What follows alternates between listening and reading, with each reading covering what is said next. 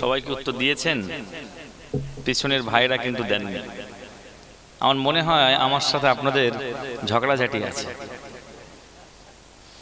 যদি নাই থাকতো তাহলে আপনারা আমার সালামের জবাব দিতেন। মনে হয় আমার সাথে আপনাদের দুশ্মনী আছে জমি জায়গা নিয়ে, আছে কি? একটু মন খুলে সালামের জবাব দেন। আসসালামু আলাইকুম।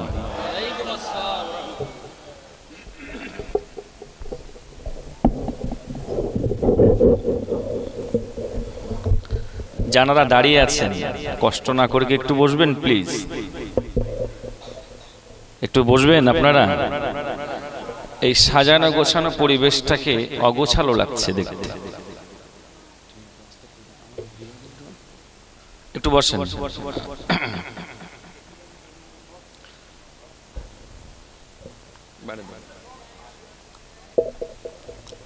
আলহামদুলিল্লাহ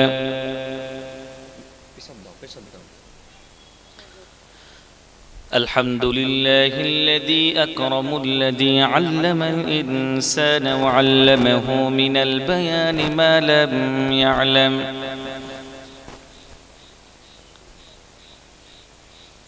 فسبحان الذي لا يحصى امتناله باللسان ولا بالقلم ونشهد أن لا إله إلا الله وحده لا شريك له ونشهد أن سيدنا وسندنا وطبيبنا وطبيب كل الذي أرسله بالحق بشيرا ونذيرا وداعيا إلى الله بإذنه وسراجا وقمرا منيرا فقد قال الله تعالى في كلامه المجيد وبرهانه الحميد أعوذ بالله من الشيطان الرجيم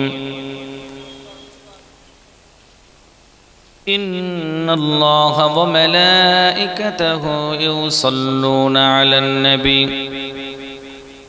يا أيها الذين آمنوا صلوا عليه وسلموا تسليما اللهم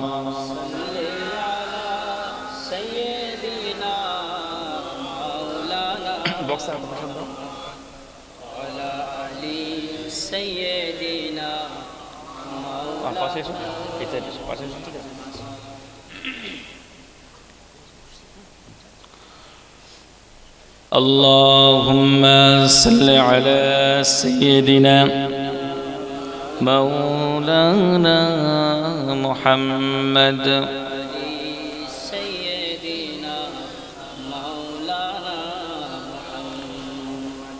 मुझे कुफा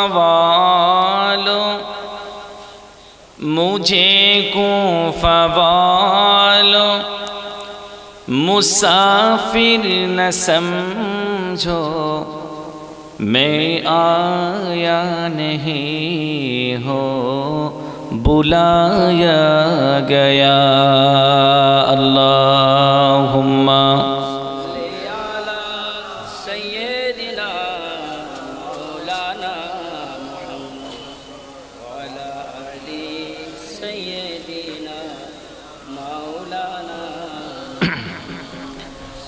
एक दिन तुम्हारी नाम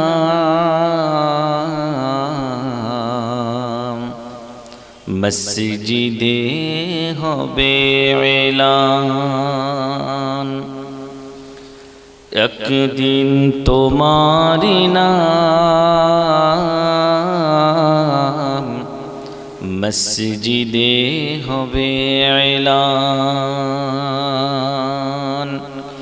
तैरी থেকো তৈরি রেখো তৈরি থেকো তৈরি রেখো কবরের সামান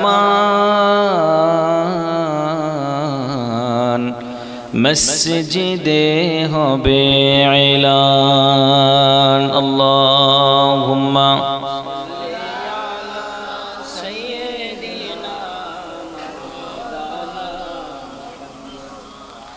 وعلى آل سيدنا مولانا محمد حسبي ربي جل الله ما في قلبي غير الله حسبي ربي جل الله ما في قلبي غير الله نور محمد صلى الله بولو لا إله إلا الله لا إله إلا الله لا إله إلا الله محمد رسول الله मुअज़्ज़ज़ मुकर्रम मुहतरम उलमाए किराम আমার আগে আপনাদের সামনে বক্তব্য রাখছিলেন আমারই বন্ধুবর বাংলার প্রতিষ্ঠিত আলেমে দ্বীন আপনাদের সবার ইমাম আপনাদের নেতা ইমাম মানে তো নেতা না উনি খুব সুন্দর আলোচনা রাখছেন আমি ঘরে বসে সব শুনেছি আপনারা ওনার আলোচনা শুনেছেন আল্লাহ রাব্বুল ইজ্জাত ওয়া জালাল যেন ওনার আলোচনাকে যেন কবুল করে নেন বলি আল্লাহুম্মা আমিন বাংলার বিভিন্ন জেলাতে আমরা একসাথেই প্রায় ঘোরাফেরা করি দাঈ ইলাল্লাহ আল্লাহর যে বাণী যেটা রাসূলুল্লাহর উপরে অর্পিত হয়েছিল কোরআনের বাণী মানুষের মাঝে তিনি পৌঁছে দেন যে খিদমত তিনি করেন আল্লাহ যেন তার খিদমতকে কবুল করে নেন বলি আল্লাহুম্মা আমিন বারাকাল্লাহু ফি হায়াতি ওয়া বারাকাল্লাহু ফি উমরি সবাই বলি আল্লাহুম্মা আমিন সম্মানিত সভাপতি গ্রামের পর্দানশীনা মা ও বোনেরা আমার সামনে উপবিষ্ট দিনদার আল্লাহওয়ালা নামাজি মুত্তাকিন পরহেজগার ভাই ও বাবাজি বন্ধুরা সকলকে আমার পক্ষ থেকে হৃদয় নিংড়ানো ভালোবাসা আর একবার আপনাদেরকে সালাম দিচ্ছি আসসালামু আলাইকুম আমরা রবিউল আউয়াল মাসের আজ 13 তারিখ রবিউল আউয়াল মাসে নবী দিবস এর অনুষ্ঠানে আমরা উপস্থিত হয়েছি যারা আজ আমরা এখানে উপস্থিত হয়েছি যারা কষ্ট করে আরামের বিছানা ত্যাগ করে এই সাজানো গোছানো পরিবেশে একেবারেই মসজিদ সংলগ্ন মসজিদ সংলগ্ন ময়দান এখানেই আবার ঈদের নামাজ হয় সেই স্রষ্টার সেজদা দেওয়ার জায়গা সেই মসজিদের পাশেই আমরা এসেছি আল্লাহ আমাদের আশাকে যেন কবুল করে নেন বলি আল্লাহুম্মা আমিন আমার আলোচনার পূর্বে আমরা একবার সেই মালিকের দরবারে একবার প্রশংসা আদায় করি যিনি আজ এই ক্লান্তিকাল মুহূর্তে গোটা পৃথিবীর মুসলমানকে একেবারে নিশ্চিহ্ন করে দেওয়ার চক্রান্ত চলছে গোটা পৃথিবীর মুসলমানদের অস্তিত্ব বিলীন করে দেওয়ার একটা চক্রান্ত চলছে পৃথিবীর অমুসলিমরা চাইছে ইসলামকে মাটির সাথে মিশিয়ে দিতে পৃথিবীর অন্য ধর্মগুলি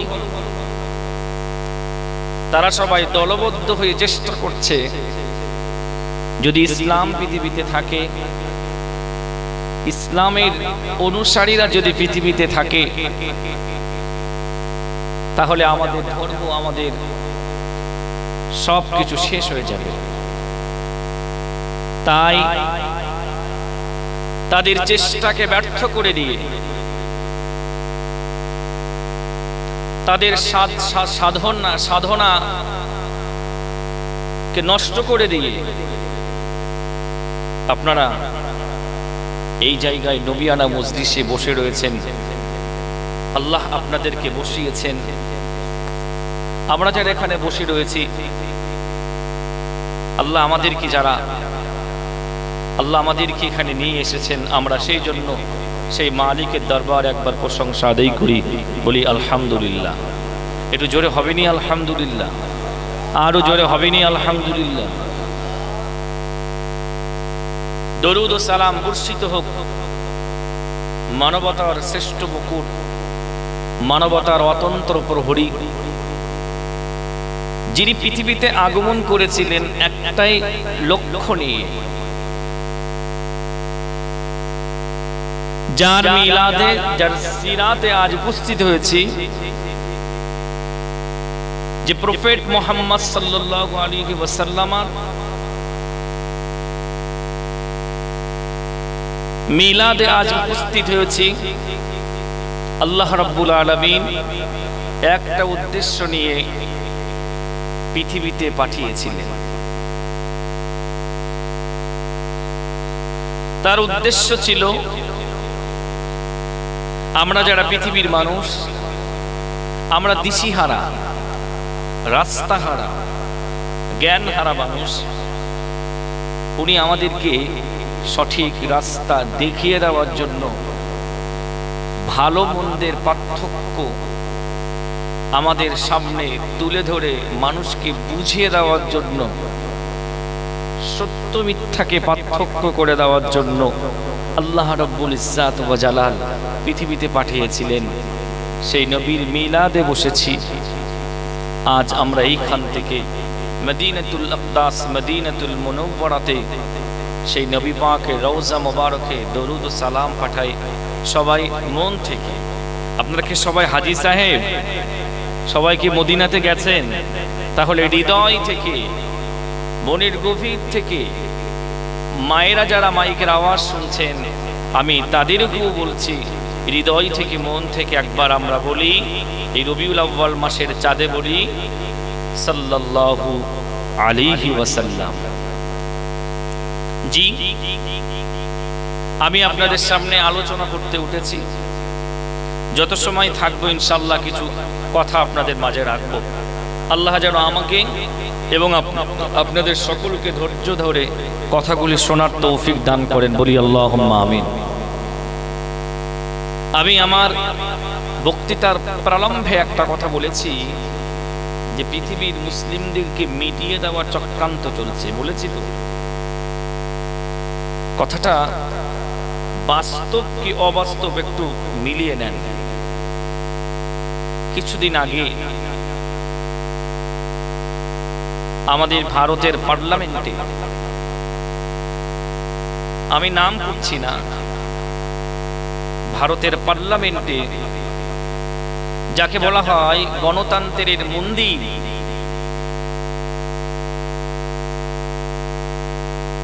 যারা সেখানে থাকেন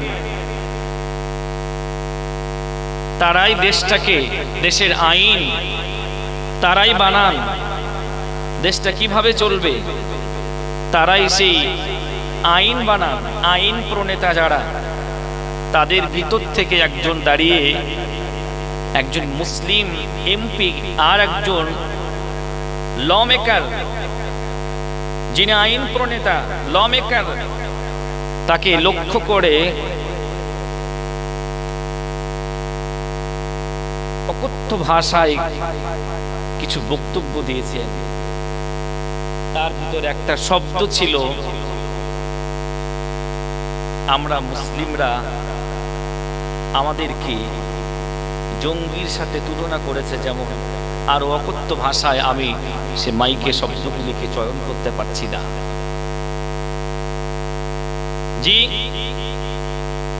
গোটা বাংলাতে আল্লাহ রাব্বুল ইজ্জাত ওয়া জালাল আমাদেরকে ঘোরান। শুধু বাংলা নয়, পৃথিবীতে মুসলিমদের সমস্ত কিছুকে মিটিয়ে দেওয়ার চেষ্টা করছে। এই ক্লান্তিকাল মুহূর্তে এই সারাপুর জোড়াবতলার মানুষেরা যে নবী পাকের মিলাদকে মিটিয়ে দেওয়ার, ইসলামকে মিটিয়ে দেওয়ার চেষ্টা করছে, আর এই ক্রান্তিকার মুহূর্তে আপনারা সেই ইসলামকে পৃথিবীর মানচিত্রে নতুন ভাবে আবার তুলে ধরছেন। আল্লাহ আপনাদের দ্বারা এটা করাচ্ছেন। এজন্য সেই দরবারে ইলাহিতে আর একবার শুকরিয়া আদায় করি, বলি আলহামদুলিল্লাহ। জোরে হবে না আলহামদুলিল্লাহ?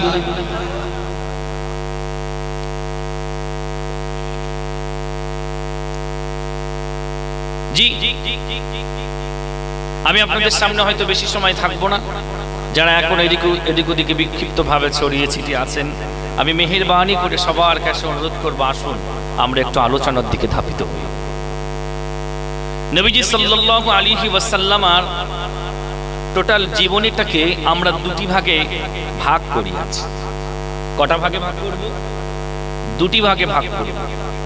আমি যে কথাগুলি বলবো একটা বিষয়ের উপরে আলোচনা করব। আপনারা মন দিয়ে আমার কথাগুলি শোনার চেষ্টা করবেন। আমার কথার ভিতরে যদি আপনারা মনটাকে অন্যদিকে নিয়ে যান, তো প্রথম থেকে শেষ পর্যন্ত যে সাজিয়ে গুছিয়ে কথা বলবো আপনারা কিন্তু হারিয়ে ফেলবেন। নবী পাক সাল্লাল্লাহু আলাইহি ওয়াসাল্লামের জীবনীটাকে আমরা, নবীর জীবনটাকে আমরা দুটি ভাগে ভাগ করে দিয়েছি। কটা ভাগে? একটা হলো সিরাত, একটা হলো মিলাদ। কটা ভাগ?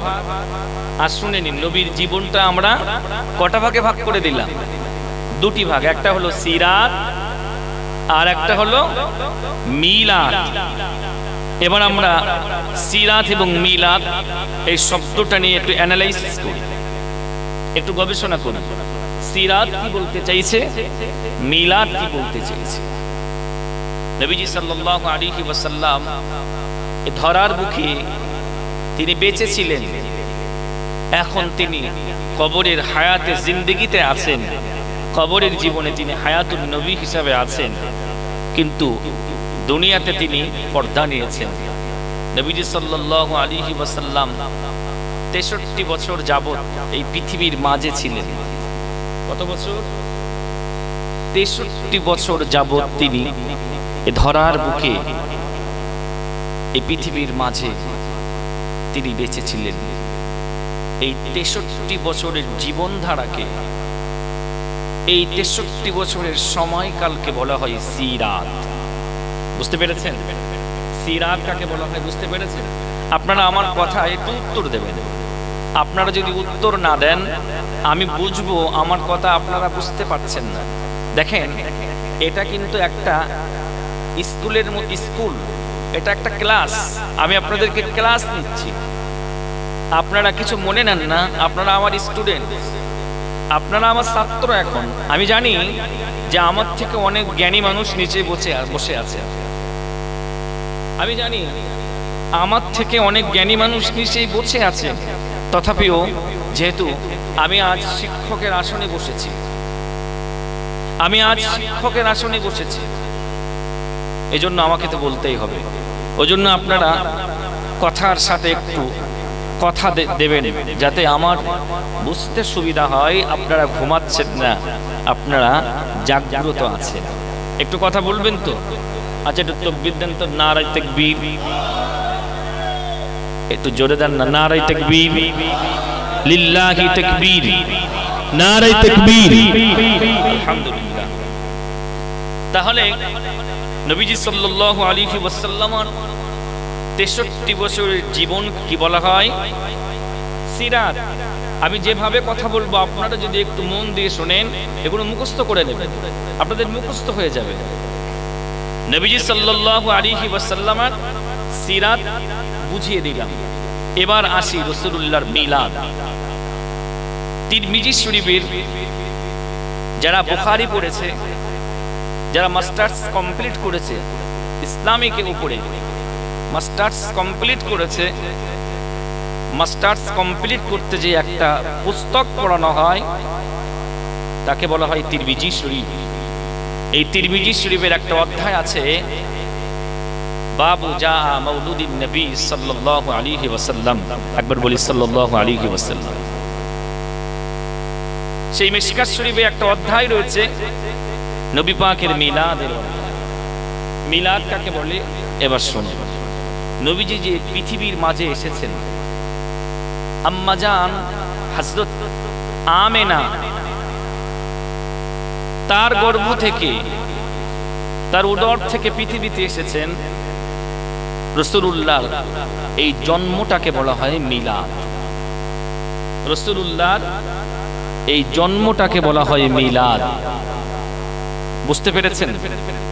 আমরা আজ উপস্থিত হয়েছি। বক্সটা একটু আমার দিক ঘুরিয়ে দিতে পারবেন?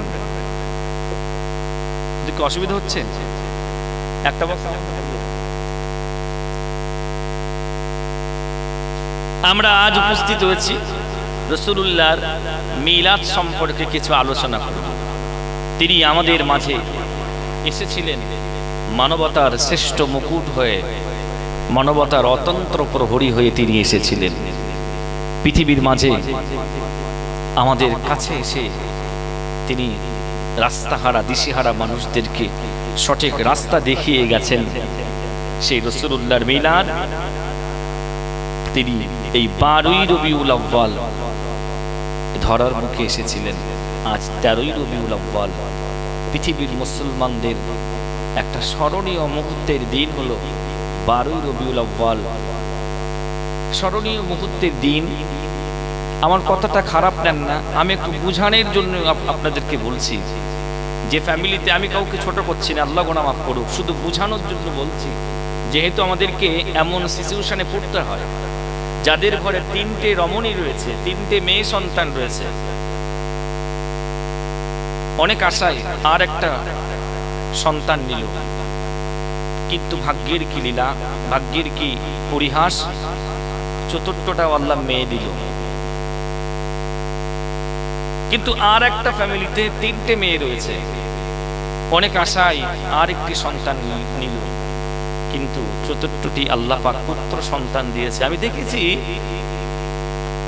এই পরিস্থিতিতে কি আনন্দ উপভোগ করে তারা, কি খুশি প্রকাশ করে, সেটা ভাষায় প্রকাশ করা যায় না। ঠিক তো মনি আল্লাহ রাব্বুল ইজ্জাত পৃথিবীর মাঝে এই 12ই রবিউল আউয়াল নবীজি সাল্লাল্লাহু আলাইহি ওয়াসাল্লামকে পাঠিয়েছিলেন মানবতার অতন্ত্র প্রহরী হয়ে।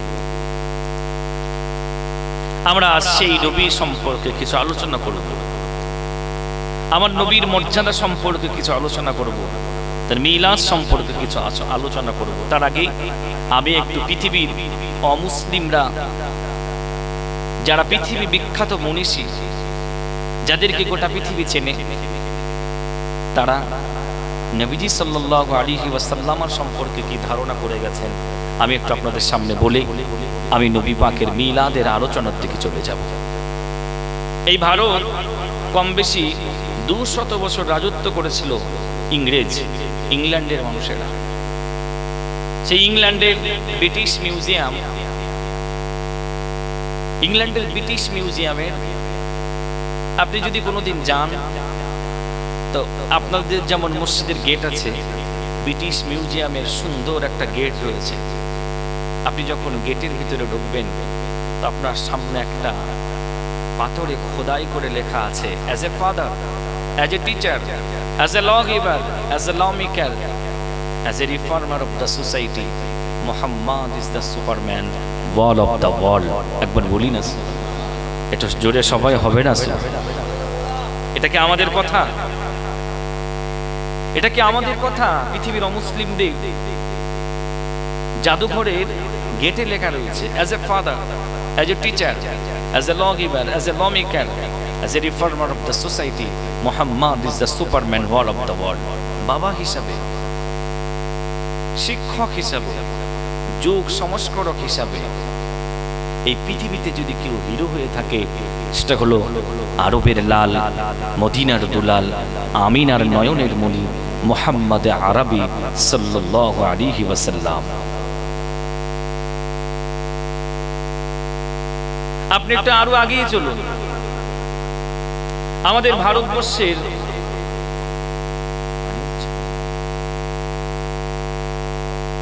ভারতবর্ষের স্বাধীনতার স্থপতি যাকে বাদ দিলে, যার অধ্যায়টা ইতিহাস থেকে যদি আপনি বাদ দেন, স্বাধীনতা অসম্পূর্ণ থাকবে। আমরা টাকা থেকে যদি তাকে বাদ দিয়ে দেই, টাকাও অচল হয়ে যাবে।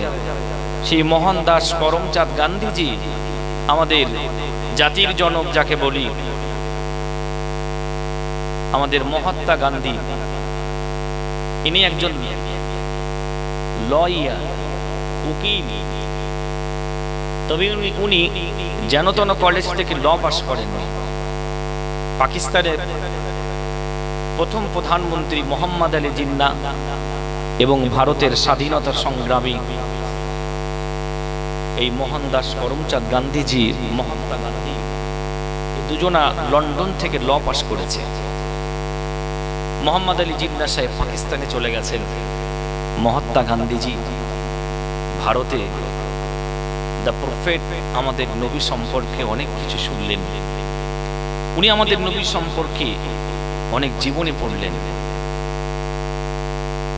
উনি জীবনী পড়তে পড়তে তার মাক্কি জীবন, তার মাদানী জীবন, তার রাষ্ট্র জীবন, তার শৈশবকাল থেকে শুরু করে সমস্ত অধ্যায়গুলি একের পর এক তিনি পড়লেন। পড়ার পরে তিনি একটা মন্তব্য করে বসলেন, I am a scam lot of biography in my life, but biography was unique and parallel and fantastic biography. একবার চিল্লে বলি না সুবহানাল্লাহ। আমি পৃথিবীতে অনেক জীবনী পড়েছি, আমি পৃথিবীতে অনেক পুস্তক পড়েছি, অনেক বই পড়েছি। আমি পৃথিবীতে যত জীবনী পড়েছি, যত মনীষীদের অধ্যায় রচনা করেছি, আমার জীবনের সবথেকে আলোর দিশা দেখিয়েছে মুসলিমদের ধর্মগুরু মুহাম্মদ সাল্লাল্লাহু আলাইহি ওয়াসাল্লাম। তার জীবনী হলো আনপ্যারালাল এন্ড ফ্যান্টাস্টিক। তার মতো জীবনী, তার মক্কি জীবনের মতো উদাহরণ, তার মাদানী জীবনের মতো উদাহরণ, তার শৈশবকাল, তার রাষ্ট্র পরিচালনার মতো উদাহরণ আমি মহাত্মা গান্ধী পৃথিবীতে এমন দৃষ্টান্ত কারো দেখিনি। একবার বলি না সুবহানাল্লাহ। একটু জোরে হবে না সুবহানাল্লাহ? জি, আপনাদের অসুবিধা হচ্ছে? যদি অসুবিধা হয় তাহলে মসজিদের ব্যবস্থা করতে হবে। ঠিক আছে, আর একটু আগিয়ে যাই। আমি আপনাদেরকে বুঝাতে চাইছি নবীজি কে, আমাদের নবী কে, আমাদের নবীর মর্যাদা কতটা, আমাদের নবীকে পৃথিবীর অমুসলিমরা কোন দৃষ্টিভঙ্গিতে দেখে, আমাদের নবীকে পৃথিবীর অমুসলিমরা কিভাবে বিচার করে, তার মান কতটা, তার মর্যাদা কতটা। এখানে যদি একটা পার্টির মিটিং হয়, যদি কোন মন্ত্রী যদি মিটিংয়ে আসে, তো দেখা যাবে কি মসজিদের ইমাম সাহেব শ্রোতাদের সাথে চটে বসে থাকে। এই একবিংশ শতাব্দীতে, বিংশ শতাব্দীতে পৃথিবীর অমুসলিমরা যে ইতিহাস করে গেছেন, ওই মানুষটা সম্পর্কে, যে মানুষটা পৃথিবীর কোনো কলেজ, কোনো ইউনিভার্সিটিতে, কোনো স্কুলে কোনো টিচার ধরে শিক্ষা অধ্যয়ন করেননি, কোনো বই পুস্তক পড়ে জ্ঞান অন্বেষণ করেননি, তথাপিও এই একবিংশ শতাব্দী এবং বিংশ শতাব্দীর মনীষীরা বলতে বাধ্য হয়েছে মুহাম্মদ হলো আনপ্যারালাল ফ্যান্টাস্টিক একজন মানব। তিনি পৃথিবীতে এসেছেন অশান্তির দাবানলকে মুছে দিয়ে শান্তির আলো প্রতিষ্ঠিত করে 23 বছরে 63 বছরের অসমাপ্ত জীবনকে তিনি পৃথিবীর মাঝে উপহার দিয়ে পৃথিবীকে বুঝিয়ে দিয়ে গেছেন তিনি একজন শ্রেষ্ঠ বীর, তিনি একজন শ্রেষ্ঠ মনীষী। জোরে বলি না সুবহানাল্লাহ। পৃথিবীতে অনেক বই পড়েছি, আর একটা বইয়ের নাম আমি আপনাদেরকে বলি। সেই বইটা যেন তেন বই না, যে বইটার মান গোটা পৃথিবীতে আছে। শুধু পৃথিবীতে নয়, পৃথিবীর শিক্ষিত মহল যারা, পৃথিবীর একেবারে নামি দামি ব্যক্তিত্ব যারা, তারাই সেই বইটাকে নিয়ে অ্যানালাইসিস করে। সেই বইয়ের ভিতরে পৃথিবীর 100 মনীষী, গোটা পৃথিবীর 100 মনীষীদের জীবনী একত্রিত করা হয়েছে। বইটা নাম হলো দি 100 ranking of the world in my person in my history. পৃথিবীর 100 মনীষীদের জীবনী সেই বইয়ের ভিতরে আনা হয়েছে। তো তারা কোনো সাধারণ কোনো মনীষী না, তারা কোনো সাধারণ নেতা নয়। এই বইটা যিনি লিখেছেন একজন খ্রিস্টান, তিনি লিখেছেন। তার নবী আছেন, তার ধর্মগুরু রয়েছেন, কিন্তু তিনি ওই বইটা লিখে কার জীবনী প্রথমে আনবেন, তার বইয়ের প্রথম অধ্যায়ে কার জীবনী শুরু করবেন, তিনি এক প্রকার সিদ্ধান্ত নিলেন।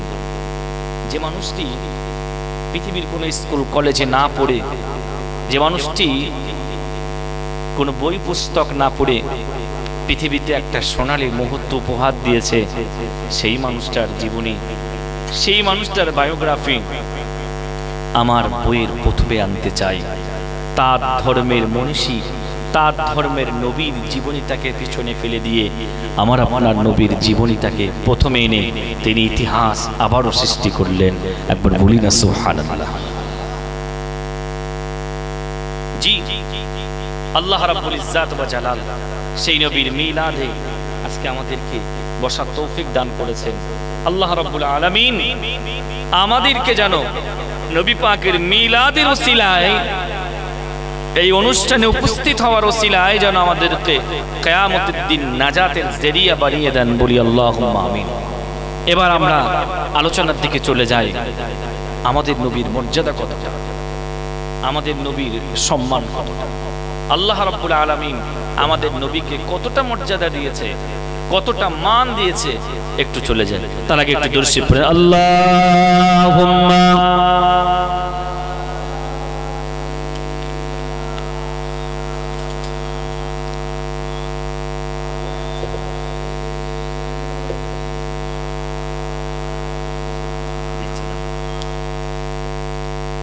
আদম থেকে ঈসা পর্যন্ত যত নবী ও রাসূল এসেছে, কোন নবীদের এই সাহস হননি, এই স্পর্ধাও তারা দেখাননি। নবীজি সাল্লাল্লাহু আলাইহি ওয়াসাল্লাম একদিন আসরের নামাজ আদায় করছেন। আমাদের নবী দিন দুনিয়ার বাদশাহ হাবিবুল্লাহ জনাবে মুহাম্মদুর রাসূলুল্লাহ সাল্লাল্লাহু আলাইহি ওয়াসাল্লাম নবী আমার নামাজ আদায় করছেন, আসরের নামাজে দাঁড়িয়ে গেছেন। নবী আমার নামাজের ভিতরে বিন বিন বিন বিন করে জবানটাকে নাড়িয়ে নাড়িয়ে বলতে শুরু করেছেন, কদ নারা তাকাল্লুবা ওয়াজহিকা ফিস সামাই ফালানুওয়াল্লিয়ান্নাকা কিবলাতান তারদাহা ফাওয়াল্লি শাতরাল মসজিদিল হারাম। নবী আমার আসরের নামাজের ভিতরে বিন বিন করে জবানটাকে নাড়িয়ে নাড়িয়ে বলতে শুরু করেছেন, আল্লাহ আমি মুহাম্মদ সাল্লাল্লাহু আলাইহি আমার কিবলা হলো মসজিদে আকসা, আমি নবী আমার কিবলা হলো মসজিদে আকসা, আমি নবী আমার কিবলাটা মসজিদে আকসা না হয়ে আমার কিবলাটা যদি বাইতুল্লাহ হয়ে যেত, আমি মুহাম্মদ সাল্লাল্লাহু আলাইহি আমার কিবলাটা যদি বাইতুল্লাহ হতো, আমি বাইতুল্লাহকে সামনে রেখে যদি নামাজ আদায় করতে পারতাম, আমি নবী খুশিতে ভরে যেতাম। আমি নবীর সব থেকে বড় পাওনা ছিল আল্লাহ পাক জিবরিলকে সাথে সাথে অর্ডার করলেন, আল্লাহ পাক জিবরিলকে শুনিয়ে দিলেন, হে আমার ফেরেশতা জিবরিল, আমার নবী নামাজের ভিতরে রয়েছে, আমার নবী নামাজের ভিতরে 2 রাকাত নামাজ আদায় করেছে। বিন বিন বিন বিন বিন বিন করে জবানটাকে নাড়িয়ে নাড়িয়ে বলতে শুরু করেছে, আল্লাহ মসজিদে আকসাটা যদি কিবলা না হয়ে, মসজিদে আকসাটা যদি কাবা না হয়ে, বাইতুল্লাহ যদি আমার জন্য কাবা হয়ে যেত, আমি নবী সব থেকে খুশি হতাম, আমি নবী সব থেকে আনন্দিত হতাম। হে আমার ফেরেশতা জিবরিল, আমার নবী নামাজের ভিতরে রয়েছে, আমার নবীকে নামাজের অবস্থায় তুমি শুনিয়ে দাও, ফাওয়াল্লি ওয়াজহাকা শাতরাল মসজিদিল হারাম। 2 রাকাত নামাজ মসজিদে আকসার দিকে ফিরে আদায় করেছে, বাকি 2 রাকাত নামাজ ওই নামাজি অবস্থায় বাইতুল্লাহর দিকে ফিরে আদায় করতে বলো। আর জোরে বলুন সুবহানাল্লাহ। সবাই একটু সুবহানাল্লাহ জোরে বলবেন না? কোন নবীর এই সাহস হননি, কোন নবী স্পর্ধা দেখাননি যে কাবা পরিবর্তন করার মতো সিদ্ধান্ত মুখ দিয়ে ব্যক্ত করবেন। যেখানে আদম থেকে ঈসা পর্যন্ত সমস্ত নবীরা মসজিদ আকসাকে কাবা হিসাবে স্বীকৃতি দিয়েছে, নবী নামাজের ভিতরে দাঁড়িয়ে বিন বিন বিন বিন করে বলছেন, আল্লাহ এটা যদি না হয়ে এটা যদি হতো আমার ভালো হতো, আমি খুশি হতাম। নামাজের ভিতরে বলছে। আল্লাহ পাক জিবরিলকে বললেন 2 রাকাত নামাজ আদায় করেছে, বাকি 2 রাকাত নামাজ মসজিদে আকসার দিকে ফিরে আর পড়তে হবে নি, আমার নবীকে বলে দাও বাকি 2 রাকাত নামাজ বাইতুল্লাহর দিকে ফিরে আদায় করতে বলো। সুবহানাল্লাহ।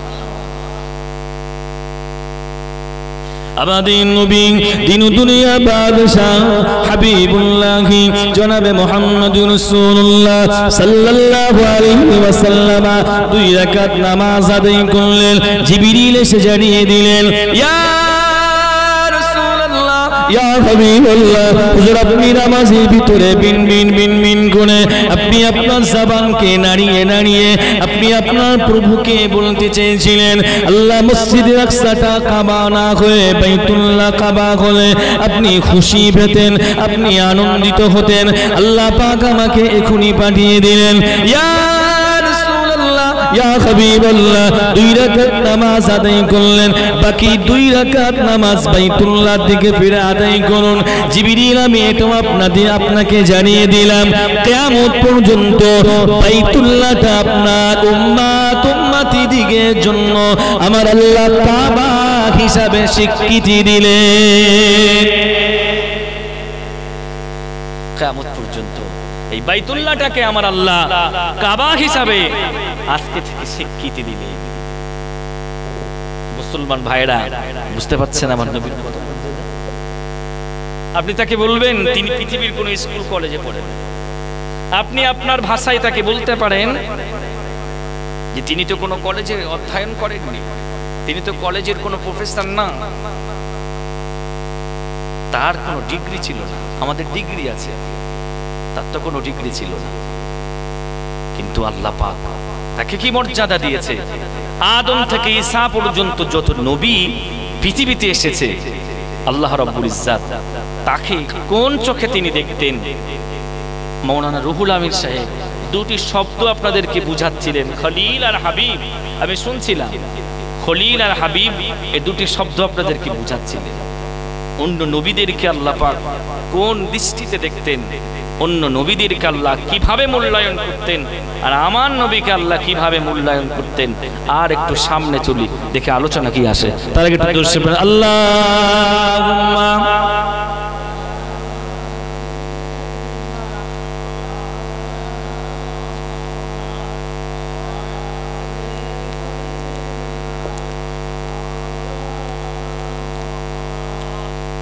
আদম থেকে ঈসা পর্যন্ত যত নবী এসেছে, আল্লাহর পক্ষ থেকে বার্তা নিয়ে আসার জন্য একজন নির্ধারিত ছিল। হযরতে জিবরিল আলাইহিস সালাম নবীদের কাছে আসতেন। হযরতে জিবরিল ফেরেশতাদের ভিতরে একজন ফেরেশতা, তিনি শুধু নবীদের কাছে যেতেন আল্লাহর কথাটাকে পৌঁছে দেওয়ার জন্য। কিন্তু আদম থেকে ঈসা পর্যন্ত যত নবী এসেছে, সমস্ত নবীদের কাছে জিবরিল আসতেন নির্দিষ্ট একটা জায়গাতে, নির্দিষ্ট একটা কক্ষে। তার ব্যতিক্রম জিবরিল কোথাও যেতেন না। নবীজি সাল্লাল্লাহু আলাইহি ওয়াসাল্লামের কাছে জিবরিলের আসা একটা ভিন্ন ছিল। জিবরিল হযরতে মুসার কাছে যে আসতেন তুর পাহাড়ে, নবীজি সাল্লাল্লাহু আলাইহি ওয়াসাল্লামের বেলা ইতিহাসটা কি হলো? আমাদের নবী দিন দুনিয়ার বাদশাহ হাবিবুল্লাহ জনাবে মুহাম্মদুর রাসূলুল্লাহ সাল্লাল্লাহু আলাইহি ওয়াসাল্লাম নবী আমার যখন মক্কাতে ছিলেন, জিবরিল আমার নবীর পিছে পিছে মক্কাতে থাকতেন। নবী আমার যখন মক্কার কাফিরদের নিপীড়নের কারণে, মক্কার কাফিরদের জ্বালা যন্ত্রণার কারণে নবী আমার যখন মদিনাতে চলে গেলেন, জিবরিল আমার নবীর পিছে পিছে মদিনাতে গেলেন। নবী আমার যখন গারে সূরাতে আসলেন, জিবরিল আমার নবীর পিছে পিছে গারে সূরাতে আসলেন। নবী যখন আমার জাবালে নূরে অবস্থান করছেন, জিবরিল আমার নবীর পিছে পিছে জাবালে নূরে গিয়েছেন। নবী যখন তায়েফে গিয়েছেন, তায়েফবাসীরা আমার নবীকে কষ্ট দিচ্ছেন, জিবরিল আমার নবীর পিছে পিছে তায়েফে গিয়েছেন। নবী যখন বদরের প্রান্তে গিয়েছেন, জিবরিল আমার নবীর পিছে পিছে বদরের প্রান্তে গিয়েছেন। আল্লাহ পাকের ফেরেশতা হযরত জিবরিল আলাইহিস সালাম 23 বছর ধরে এই ধরার বুকে আমার নবীর উপরে তিনি কোরআন নাযিল করেছেন। 23 বছর ধরে জিবরিল আমার আল্লাহর নবীর উপরে কোরআন নিয়ে এসেছেন।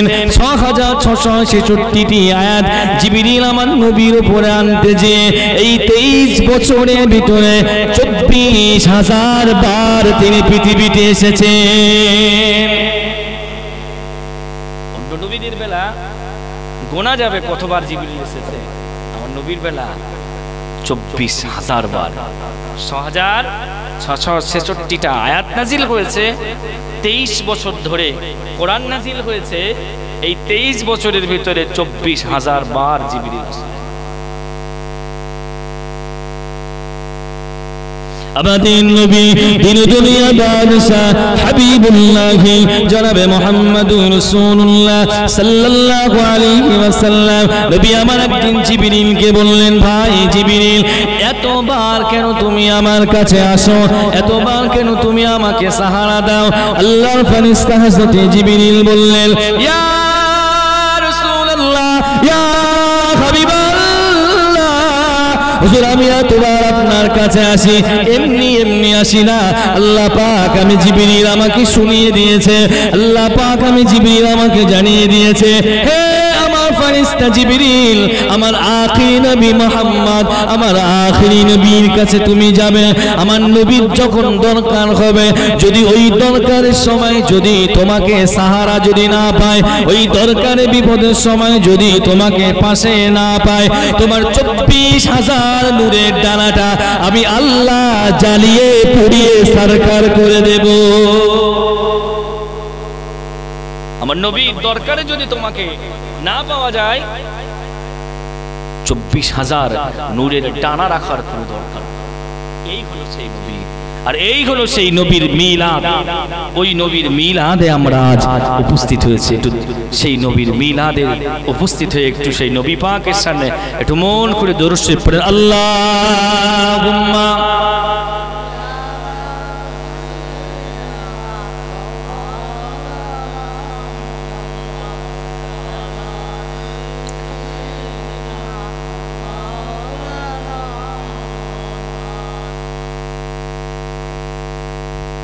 আল্লাহুম্মা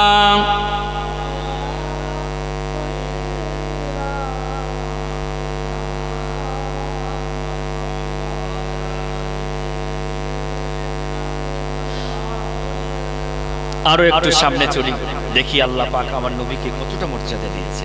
আমার নবীকে আল্লাহ কোন দৃষ্টিভঙ্গিতে দেখতেন, দেখি একটু আগে চলি। আপনারা পানি থেকে একটু বসবেন প্লিজ, জায়গাটা একটু অগোছালো লাগছে। পিছনে যারা বসে আছেন একটু কি সামনে আসবেন, আপনারা একটু আসেন না প্লিজ, একটু আসেন সামনে। ভাই আপনারা একটু বসেন না।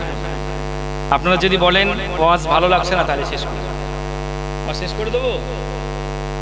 তাহলে একটু আগে আসেন, একটু আগে আসেন, সামনে খালি আছে। ও তাও ঠিক আছে, তাহলে শুকনো জায়গায় বসে থাকে, আমি আপনাদের কাজ করবো না। জি, আল্লাহ রাব্বুল আলামিন আমার নবীকে কতটা মূল্যায়ন করতেন, আরো একটি আগিয়ে চলি। নবীজি সাল্লাল্লাহু আলাইহি ওয়াসাল্লাম নিজের জন্মভূমি থেকে যেদিন বিদায় নিচ্ছেন, নিজের মাতৃভূমি যেখানে তিনি জন্মেছিলেন, যে মাটিতেই তিনি জন্মেছিলেন, সেই জায়গার মানুষেরা যখন রাসূলুল্লাহকে অপমান আর অত্যাচারের স্টিমরোলা চালাচ্ছিলেন, এক প্রকার রাসূলুল্লাহ নিজের জন্মভূমি ছেড়ে মদিনাতে হিজরত করেছিলেন। নবীজি যখন হিজরত করে মক্কা থেকে মদিনায় যাচ্ছিলেন, শুধু পিছনে ফিরে একটাই জিনিস দেখছিলেন, এটা তো সেই জায়গা যে জায়গায় আল্লাহর কাবা রয়েছে, আমি কাবাটাকে ফেলে কিভাবে চলে যাব? কিন্তু কাফেরদের অত্যাচারে রাসূলুল্লাহ থাকতে পারেননি।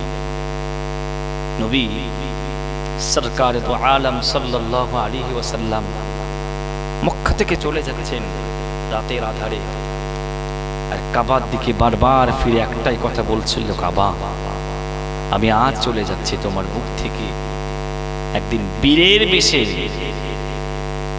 একদিন সম্মানের সহিত আমি এই কাবাতে আসব, আমি তোমার কাছে ফিরে আসব। হে কাবা, আমি একদিন বীরের বেশে তোমার কাছে ফিরে আসব, সেদিনের জন্য তুমি অপেক্ষা করো।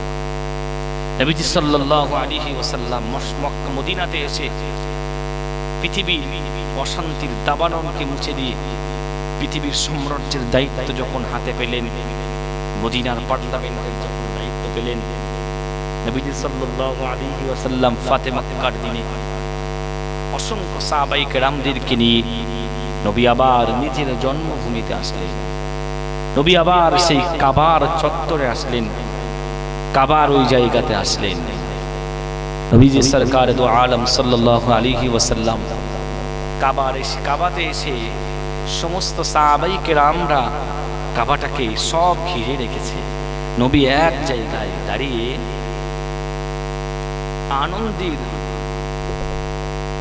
আনন্দের বাত সহ্য না করতে পেরে তিনি কেঁদে ফেলেছেন যে আমাকে তো এই জায়গা থেকে তাড়িয়ে দেওয়া হয়েছে, এই জায়গায় আমাকে একসময় উঠতে দেওয়া হতো না, আর কিনা সেই জায়গার মালিক আজকে হয়েছে, আমাকে এই গ্রাম থেকে বাহির করে দেওয়া হয়েছিল, আজকে কিনা আমি সেই গ্রামের মালিক।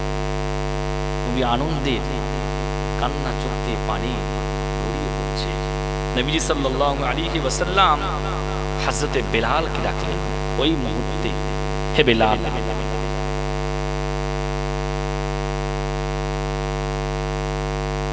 হযরতে বেলালকে ডাকলেন, হে বেলাল কোথায় তুমি?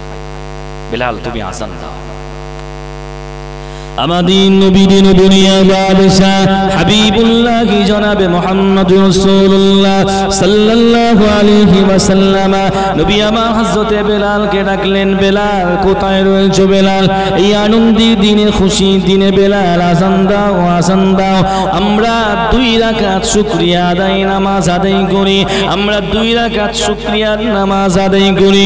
আল্লাহ নবী সাহাবী হযরতে বেলাল হাবশী রাদিয়াল্লাহু তাআলা আমার নবীকে বললেন, ইয়া রাসূলুল্লাহ, ইয়া হাবিবাল্লাহ, হুজুর আপনি আমাকে অর্ডার দিন কি করব?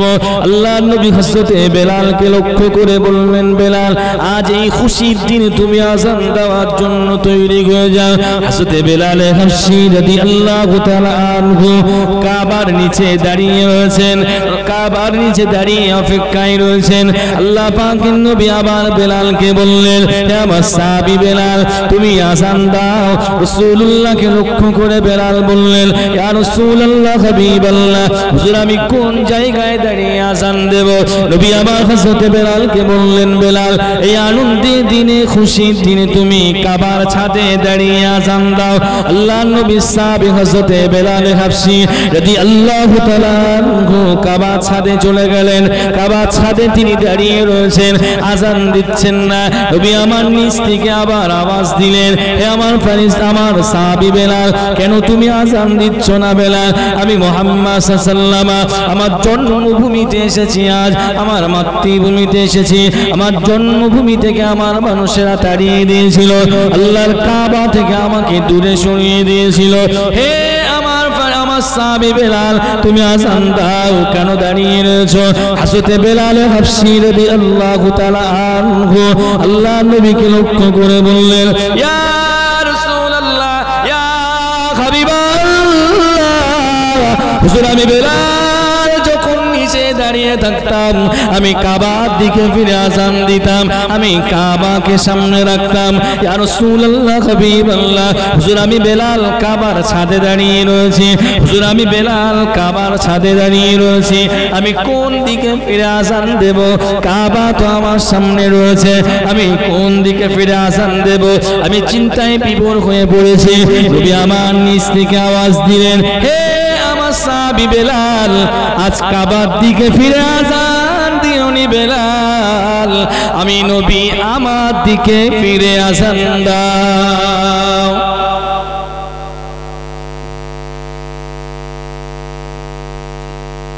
হে বেলাল, আজ কাবার দিকে ফিরে আজান দিও না, আজ কাবার দিকে ফিরে আজান দিও না, আজ আমি নবী আমার দিকে ফিরে আজান দাও। বুঝতে পারছেন তো? সেই জায়গায় যদি রাসূলুল্লাহর এই সিদ্ধান্ত যদি ভুল হতো, নবীজি যদি আবেগ তাড়িত হয়ে যদি এই ভুল সিদ্ধান্ত যদি দিত যে ইসলামের একটা বিধান, ইসলামের একটা ল, ইসলামের একটা সংবিধান পাল্টে যাচ্ছে, আমাকে কাবার দিকে ফিরে আজান দিতে হবে, রাসূলুল্লাহ স্রোতের বিপরীত গিয়ে বললেন, বেলাল আজ কাবা না, আজকে তুমি আমার দিকে ফিরে আজান দাও। রাসূলুল্লাহর ওই বিধানটা যদি ভুল হতো, ফেরেশতা জিবরিল এসে রাসূলুল্লাহকে লক করতেন, কিন্তু রাসূলুল্লাহর এই খুশিটা আমার আল্লাহ খুশি হিসাবে ধরে নিলেন। একবার বলি না সুবহানাল্লাহ। আমরা সেই নবীর মিলাদে উপস্থিত হয়েছি। আচ্ছা, আপনারা কি চান যে জায়গায় ইসলামকে, নবীকে মিটিয়ে দেওয়ার চক্রান্ত করছে, সেই জায়গায় আপনাদের এই গ্রামে ওই নবীর মিলাদে আপনারা উপস্থিত হয়েছেন, আর ওই মিলাদের মাসে আপনারা এসে পৃথিবীর মানুষদেরকে একটা শিক্ষা দিতে চাইছেন, আমরা রাসূলুল্লাহর দুশমন নই, আমরা রাসূলুল্লাহর আশিক, আমরা রাসূলুল্লাহর বন্ধু, আমরা রাসূলুল্লাহর ভালোবাসার মানুষ। এটা কি আপনারা বুঝাতে চাইছেন কি চাইছেন না? একটু জোরে বলেন না, কেমন বোঝাতে চাইছেন? আমি আপনাদের কাছে জানতে চাইছি, সত্যি কি আপনারা রাসূলুল্লাহর এই মিলাদের খুশি? সত্যি কি আপনারা রাসূলুল্লাহর সিরাতে খুশি?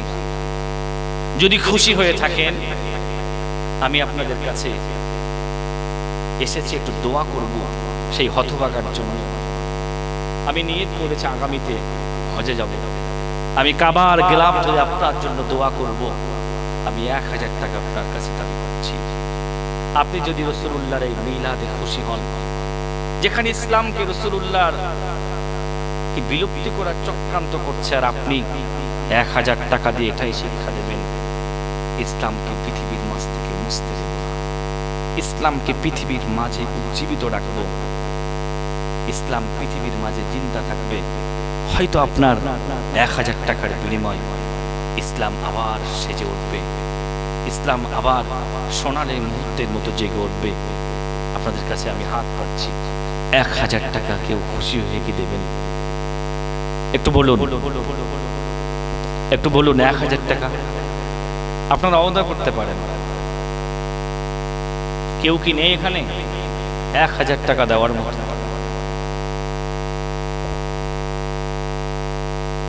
একটু বলেন, 1000 টাকা কি দেবেন?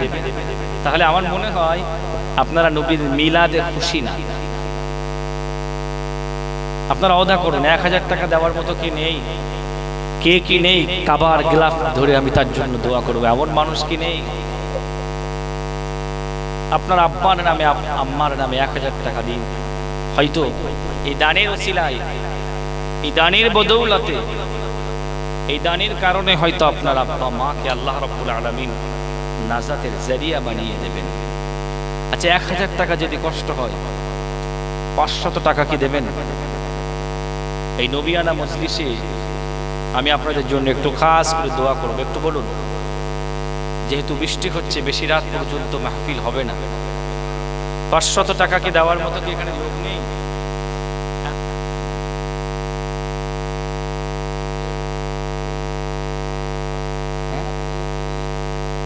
কি নাম? মোশাররফ।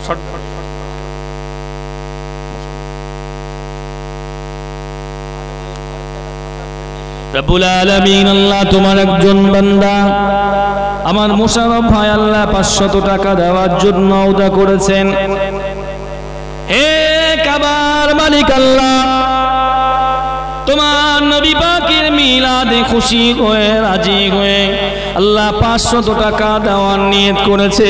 আল্লাহ আমার ভাইয়ের আব্বা আম্মা যদি দুনিয়া থেকে ইন্তেকাল হয়ে যায়, আমার আব্বা আমার ভাইয়ের আব্বা মা যদি দুনিয়া থেকে বিদায় হয়ে যায়, আল্লাহ আমার ভাইয়ের আব্বা মার কবরকে তুমি গোলাপ ফুলের বাগান করে দিয়ে কিয়ামতের দিনে তোমার নবী পাকের শাফাআত নসিবে কবুল করে দিও।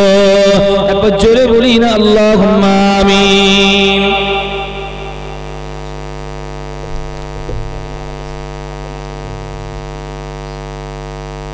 আল্লাহ তোমার একজন বান্দা আমার আশরাফ সর্দার ভাই, তার আব্বা কিছুদিন আগে ইন্তেকাল হয়ে গেছে। পৃথিবীতে যদি আব্বা মা থাকতেন, পৃথিবীতে যদি আব্বা মা থাকতেন, আমার আব্বা মা আছে আমি জানি, আমার কাছে সব সময় ডিমান্ড করে তারা আমাকে বলে, কোচি আমাকে এটা দাও না, আমাকে এই জিনিসটা দাও, আমার এই জিনিসটা খেতে ইচ্ছা হচ্ছে। আমি রাতের বেলা মাহফিল করি, আমি যখন বাড়িতে যাই আমি একবার দরওয়াজার পাশে শুধু যাই, গাড়ির আওয়াজ হওয়ার সাথে সাথে দরওয়াজার ভিতর থেকে মা বলে ওঠে, কোচি তুমি বাড়িতে চলে এসেছো। রব্বুল আলামিন আল্লাহ তোমার বান্দা তার পিতার জন্য 500 টাকা নগদ দিয়েছে। রব্বুল আলামিন আল্লাহ তুমি তার পিতাকে ক্ষমা করে দিও, মাফ করে দিও। রব্বুল আলামিন আল্লাহ কাবা বাইতুল্লাহর মেহমান হিসাবে তোমার বান্দাকে কবুল করে নিও।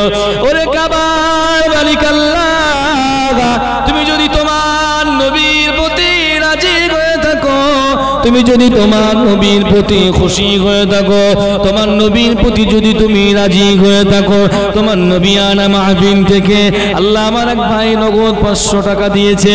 তার উদ্দেশ্য এটাই, তার আব্বা দুনিয়া থেকে ইন্তেকাল হয়ে গেছে, আল্লাহ তার আব্বা দুনিয়া থেকে বিদায় নিয়েছে। আল্লাহ কিয়ামতের দিনে যেদিন কেউ কারোর জন্য কোনো সাহারা হবে না, যেদিন কেউ কারোর জন্য কোনো উপকার আসবে না, আল্লাহ সেই কঠিন দিনে, সেই মুসিবতের দিনে আল্লাহ মিজানের পাল্লায় তোমার নবী দাঁড়িয়ে থাকবেন।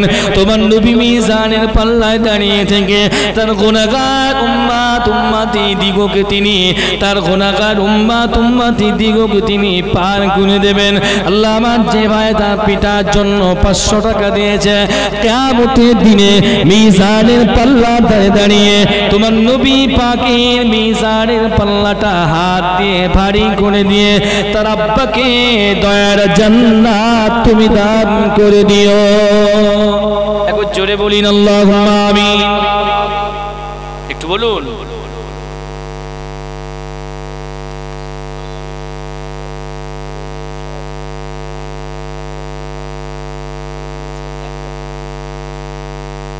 আল্লাহ তোমার একজন গোলাম, তার জনম দুঃখিনী মা বিদায় নিয়েছে। আল্লাহ মা তো সেই মা যে মা ঠান্ডার দিনগুলিতে আমাদের ছোটবেলাতে কাঁথামান্দর যখন পোশাক করে ভিজিয়ে দিতাম, জনম দুঃখিনী মা নিজে ভিজে আঁচল জড়িয়ে আমাদেরকে রাত পাইয়ে দিতেন, রাতের বেলা কষ্ট পেতে দিত না। সেই মায়ের জন্য আমার রবিউল সাহাজি ভাই 1000 টাকা দিয়েছেন। একবার জোরে বলি না মারহাবা। আপনারা জোরে বলবেন না মারহাবা? জি, আমার মা আপনাদের মা দু হাতে ভালোবাসা দিয়ে তিল তিল করে দুনিয়া থেকে বড় করেছে। দুনিয়া থেকে যখন চোখের সামনে থেকে আব্বা মা হারিয়ে যাচ্ছে, আব্বা মাকে মাটির নিচে সমাহিত করা হচ্ছে, আমরা সন্তানেরা কিছুই দিতে পারিনি, শুধু নিষ্ঠুরের মতো তাদের বুকের উপর 3 মুঠো মাটি চাপিয়ে দিয়েছি। হে আল্লাহ, আমার এই ভাই যে মায়ের জন্য 1000 টাকা দান করেছেন, আল্লাহ তুমি তার মাকে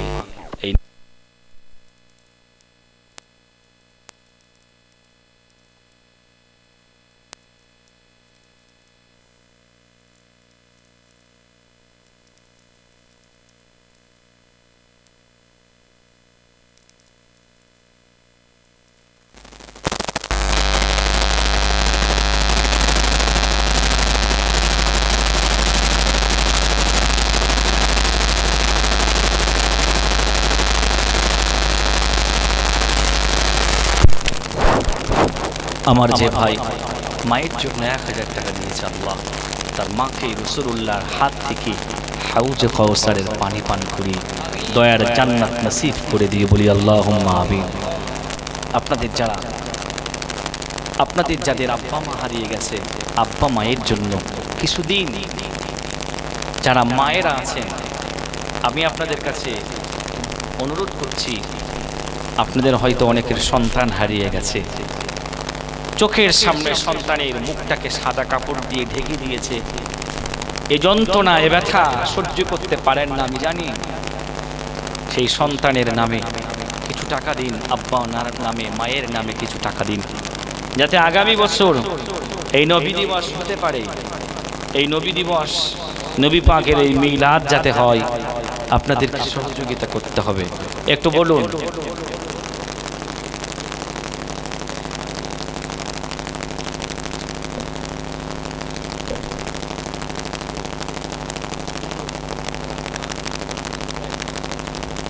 আল্লাহ আমার এই ভাই বকুল মণ্ডল তার আব্বার নামে 500 টাকা দিয়েছে, একবার বলিন আল্লাহুম্মা আমিন। আল্লাহ যেন তার আব্বার নাজাতের জরিয়া বানিয়ে দেন, বলি আল্লাহুম্মা আমিন।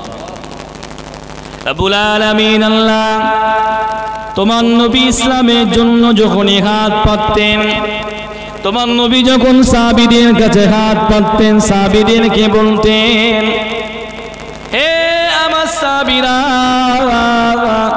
ইসলামের জন্য তোমরা অর্থ তুলে দাও, মাল দাও, জীবন দাও। রব্বুল আলামিন আল্লাহ তোমার নবীর সাহাবীরা তোমার নবীর কাছে মালগুলি তুলে দিতেন, মালগুলি তুলে দিয়ে ইসলাম তোমার নবী জীবিত রেখেছেন। এক প্রকারে একজন রমণী এসে আমাদের নবীকে লক্ষ্য করে বললেন, ইয়া রাসূলুল্লাহ, ইয়া হাবিবাল্লাহ, হুজুর আপনি আমার কাছে মাল চেয়েছেন, ইসলামের জন্য আমার কাছে অর্থ চেয়েছেন। ইয়া রাসূলুল্লাহ, হাবিবাল্লাহ, ইসলামের জন্য কোনো অর্থ নাই, আমি ইসলামের জন্য কিছুই দিতে পারবো না। হুজুর আমি ইসলামের জন্য কিছুই দিতে পারবো না।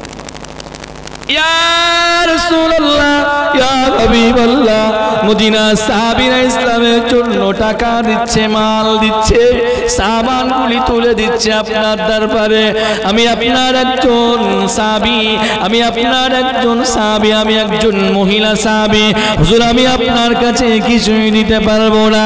কিয়ামতের দিনে, মুসিবতের দিনে আপনি যখন আপনার এই উম্মাতগুলিকে, আপনি যখন আপনার এই সাহাবীগুলিকে হাত ধরে জান্নাতে নিয়ে যাবেন, আমি কেন দাঁড়িয়ে থাকবো?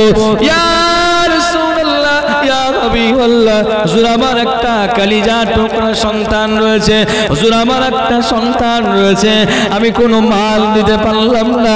হুজুর আমি আপনার কাছে আমার কলিজার টুকরা সন্তানকে হাদিয়া করলাম, আপনি আমার সন্তানকে কবুল করে নিন। নবী আমার ওই রমণীকে বললেন, আপনি কেন আপনার সন্তান আমার কাছে তুলে দিলেন, কেন আপনার সন্তান আমার কাছে হাদিয়া করছেন?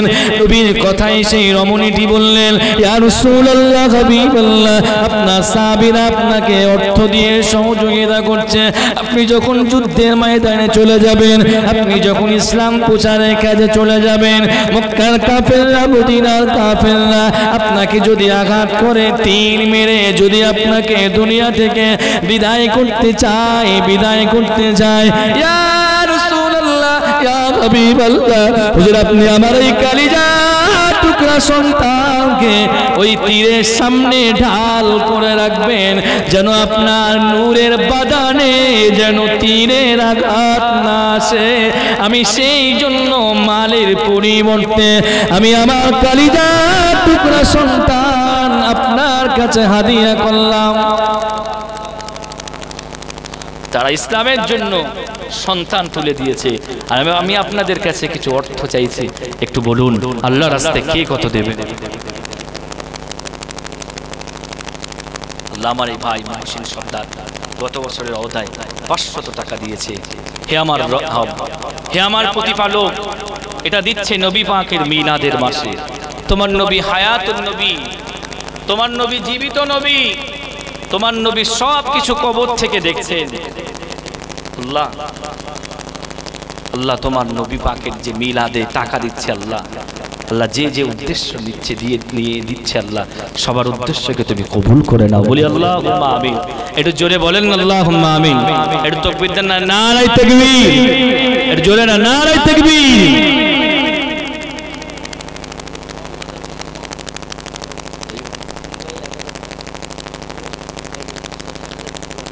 আল্লাহ তোমার দুই গোলাম, আপন দুই ভাই নূর মোহাম্মদ, ওমর মোহাম্মদ, দুই ভাই 2000 টাকা এই নবীর মাহফিলের, সিরাতের মাহফিলে, এই মিলাদের মাহফিলে দান করেছেন। আল্লাহ তাদের দানকে কবুল করে নিন। বলি আল্লাহুম্মা আমিন। হে কাবার মালিক আল্লাহ, যে উদ্দেশ্য নিয়ে দিচ্ছে আল্লাহ, তার মনের আশাগুলোকে তুমি পূরণ করো আল্লাহ। আমি তাদের জন্য এতটুকুই দোয়া চাই। তোমার নবীকে অনেক মানুষ দেখেছে, তোমার নবীকে অনেক মানুষ কষ্ট দিয়েছে। মওলানা রুহুল আমিন সাহেব একটা কথা বলছিলেন, আমি শুনছিলাম যে উনি ওমরাতে গিয়েছিলেন, আমাকে বলেছিল, কিন্তু উনি গারে হীরাতে উঠতে সাহস পাননি, উনি কষ্ট ভিতরে পড়েছিলেন। আমাদের আম্মা জান, জগৎ জননী আম্মা জান হযরতে খাদিজাতুল কুবরা রাদিয়াল্লাহু তাআলা আনহা গভীর রজনীতে আমাদের নবীর জন্য খাদ্য নিয়ে যেতেন গারে হীরাতে। মক্কা কাফেরদের চোখগুলি ফাঁকি দিয়ে গারে হীরাতে তিনি খাদ্য নিয়ে যেতেন। এতটা কষ্ট হতো, কোনোদিন তিনি প্রকাশ করতে পারতেন না, কোনোদিন তিনি প্রকাশ করতেন না। এক তারিখে একজন বুবু তাকে প্রশ্ন করেছিলেন, আপনি এত কষ্ট করে কেন খাদ্য নিয়ে যান? আমাদের আম্মা জান, উম্মাহাতুল জননী আম্মা জান হযরত খাদিজাতুল কুবরা রাদিয়াল্লাহু তাআলা আনহা সেদিন বলেছিলেন, আমি খাদিজা কষ্ট করে আমার নবীর কাছে খাদ্য নিয়ে যেতাম, আমি খাদিজার কষ্টটা যদি আমার নবীর জন্য যদি সাহারা হয়ে যায়, কিয়ামতের দিনে, মুসিবতের দিনে আমার নবীর শাফাতে আমি খাদিজা জান্নাতে যেতে চাই। জি, একটু বলুন, এই নবিয়ানা মাহফিল আগামী বছর হবে, সেই জন্য আমি আপনাদের কাছে হাত পেতেছি, আমার মায়েদের কাছে হাত পাচ্ছি। আমার মায়েদেরকে বলবো, একটু বলুন, ইসলামের জন্য, দ্বীনের জন্য কে কত দেবেন? আজকে আপনাদের একটা পরীক্ষা হবে, একটু বলুন, একটু আওদা করুন।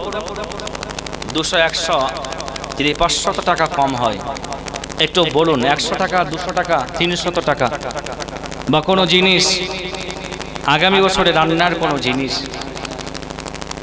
আপনাদের যদি তেমন সমর্থ হয়। এদিকে তো চাষা এলাকা, আমার এলাকায় তো চাষা খুব কম, এদিক তো চাষা এলাকা। একটু বলুন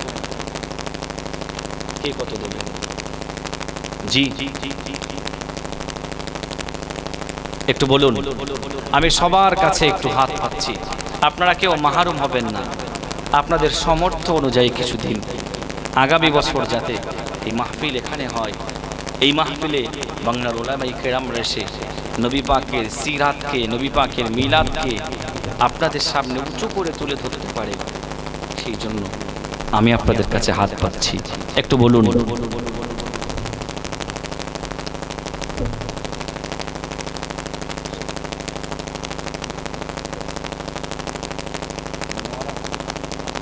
আল্লাহ, আমার একজন মা, সেই মা যে ইসলাম পৃথিবীতে সহজভাবে অতি দ্রুত প্রচার করার জন্য যে মায়ের অবদান ছিল, আল্লাহ সেই মায়ের একজন জাত, আমার মনোয়ারা মা, আব্বা মায়ের জন্য 500 টাকা দিয়েছে। আল্লাহ মায়ের এই দানকে কবুল করে নিয়ে তার আব্বা মায়ের কবরকে যেন আল্লাহ গোলাপ ফুলের বাগান বানিয়ে দেন। বলি আল্লাহুম্মা আমিন। রব্বুল আলামিন আল্লাহ কাবা শরীফে তোমার ফেরেশতারা তওয়াফ করে, তোমার কাবা শরীফে কাবা শরীফের উপরে বাইতুল মামুরে তোমার ফারিস্তারা সেখানে তওয়াফ করে, বাইতুল মামুরের নিচে কাবা শরীফে পৃথিবী মানুষেরা তওয়াফ করে, 24 ঘন্টা তওয়াফ করে।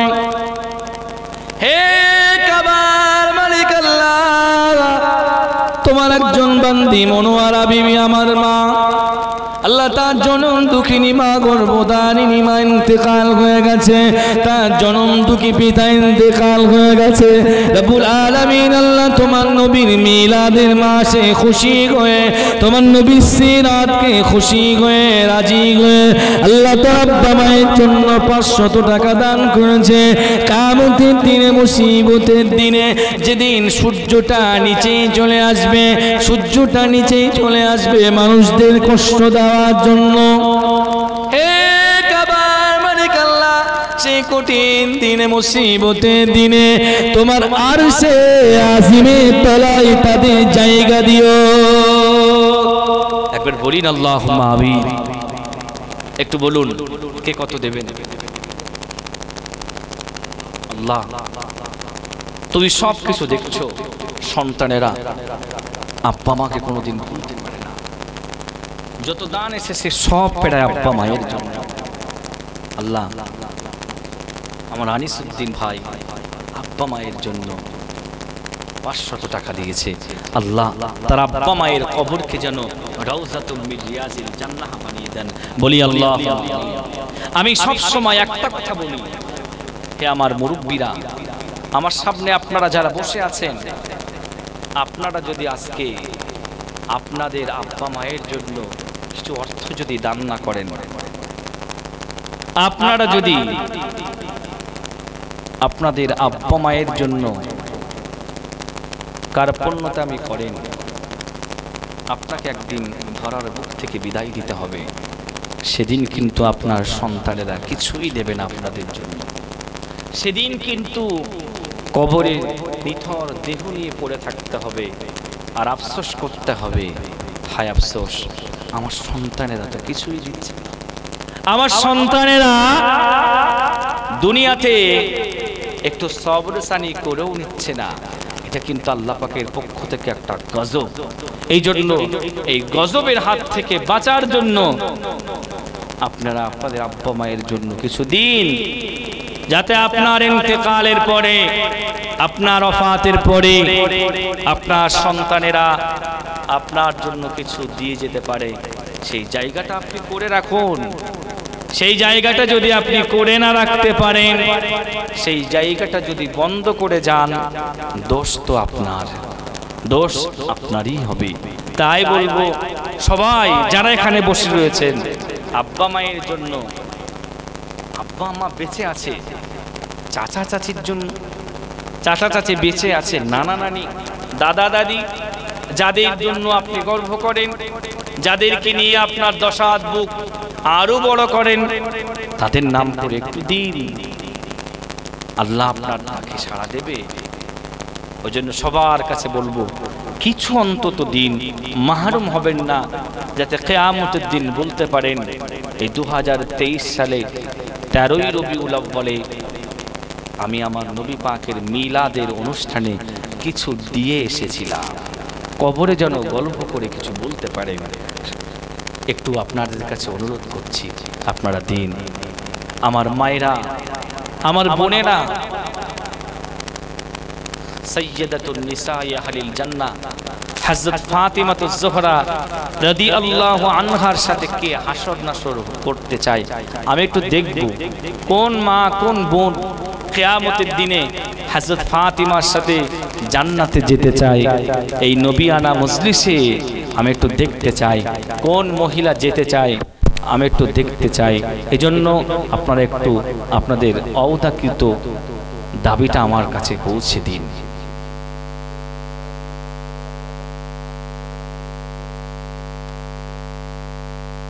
আল্লাহ, তোমার যে বান্দি মনোয়ারা বিবি 500 টাকা ওদা করেছিলেন, 200 টাকা দিয়েছে, তার শরীরটা একটু খারাপ, 500 টাকা দিয়েছেন প্লাস আরো 200 টাকা যোগ করে এই নবিয়ানা মজলিসে পাঠিয়ে দিয়েছেন। শুধু এতটুকুই বিশ্বাস, এই নবিয়ানা স্টেজ থেকে দোয়া করলে তুমি নাকি ফিরাও না।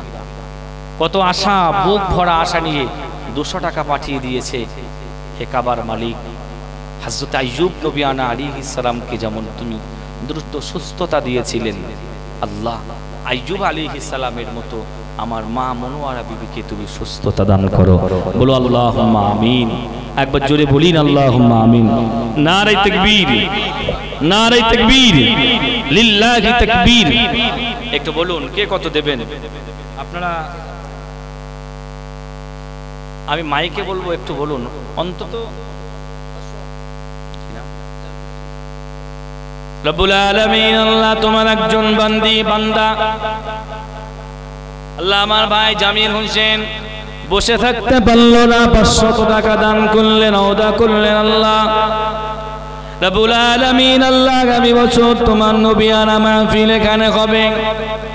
বাংলার আলেম ওলামারা এখানে এসে তোমার নবীর মর্যাদাকে সমুন্নত করবে, তোমার নবী পাকের সম্মানকে মানুষের মাঝে তুলে ধরবে। তুমি যেমন তোমার নবীর মর্যাদা দিয়েছ, তুমি যেমন তোমার ফারিস্তাদেরকে বলে দিয়েছ, তুমি যেমন তোমার নবীকে জানিয়ে দিয়েছ, হে আমার নবী মুহাম্মদ সাল্লাল্লাহু আলাইহি ওয়াসাল্লাম, আমি আল্লাহ পৃথিবীর কোন নবীর উপরে দরুদ পড়ি না, আমি আল্লাহ পৃথিবীর কোন মানুষের প্রতি প্রশংসা আদায় করি না, আমি আল্লাহ তোমার উপরে দরুদ পড়ি। শুধু তাই নয়, আমি আল্লাহ আমার ফারিস্তাদেরকে বলে দিয়েছে, আমি আল্লাহ আমার সাথে সাথে তোমরা আমার নবীর শানে দরুদ পড়বে। হে কাবার মালিক আল্লাহ, সেই মাহফিলের জন্য আমার ভাই 500 টাকা দিয়েছে, আল্লাহ তুমি তার দানকে কবুল করে নাও, আল্লাহ তার শরীরকে সুস্থ রেখে দাও। আল্লাহ আমার ভাই যে কাজের সাথে নিয়োজিত রয়েছে, আল্লাহ তার কাজে কর্মে বরকত দাও, হালাল রুজি উপার্জন করার তৌফিক দান করো। আল্লাহ মরণের আগে একটিবার দিদারে কাবা, দিদারে মদিনা নিয়ে যাওয়ার তৌফিক তুমি দান করো রব্বুল আলামিন। আল্লাহ আমার যত ভাইরা, আমার যত মায়েরা যত দিয়েছেন, আল্লাহ যারা এখনো দেবেন, এই গ্রামের ভাইরা, মায়েরা, বোনেরা, আল্লাহ তাদেরকে আমার নবী দিদার নসিব করে দিও। একবার জোরে বলি আল্লাহুম্মা আমিন। একটু বলুন, আর কেউ কি দেবেন না? আগামী বছর এই মাহফিল হবে এখানে, একটু বলুন কে দেবেন, কত? আমি আপনাদের কাছে হাতে না ধরে পায়ে ধরে বলছি, একটু বলুন। জি, আল্লাহর নবী সরকার দো আলম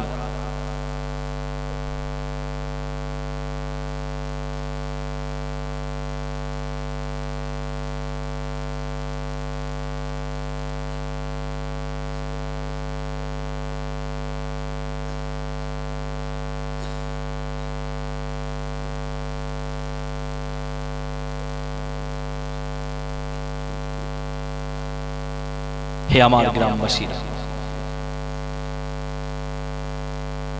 আল্লাহর নবী সরকার দো আলম সাল্লাল্লাহু আলাইহি ওয়াসাল্লামের সাহাবায়ে কেরামরা যখন নবী পাকের সামনে থাকতেন, নবীজি সাল্লাল্লাহু আলাইহি ওয়াসাল্লাম এক প্রকারে এক সবাই সাহাবীদেরকে নিয়ে বসলেন, ফজরের নামাজ আদায় করলেন, মাগরিবের নামাজ, আসরের নামাজের পরে সাহাবীদেরকে বললেন, হে আমার সাহাবীরা, আমি নবী তোমাদের কাছে কিছু সাহায্য চাইছি, ইসলামের জন্য, দ্বীনের জন্য কিছু সাহায্য চাইছি। হে আমার সাহাবীরা, তোমরা আগামীকাল আসরের পরে কিছু সাহায্য তুলে দিও আমার হাতে।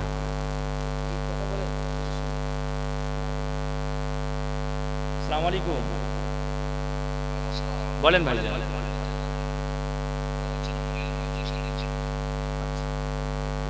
আচ্ছা জি, নবীজি সাল্লাল্লাহু আলাইহি ওয়াসাল্লাম সাহাবীদেরকে বললেন, হে আমার সাহাবীরা, ইসলাম টিকিয়ে রাখার জন্য তোমরা অর্থ দাও। মসজিদে নববীতে সমস্ত সাহাবায়ে কেরামরা বসে রয়েছেন। একজন সাহাবী তার দুটি হাত নাই, একজন সাহাবী তার দুটি হাত নাই, তিনিও বসে রয়েছেন। নবী পাকের বক্তব্যটা শুনে বাড়িতে চলে গেলেন। বাড়িতে গিয়ে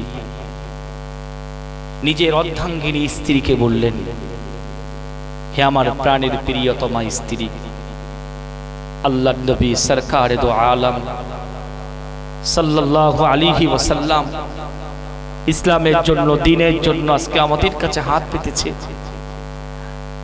সমস্ত সাহাবায়ে কেরামদের কাছে অর্থ চেয়েছে।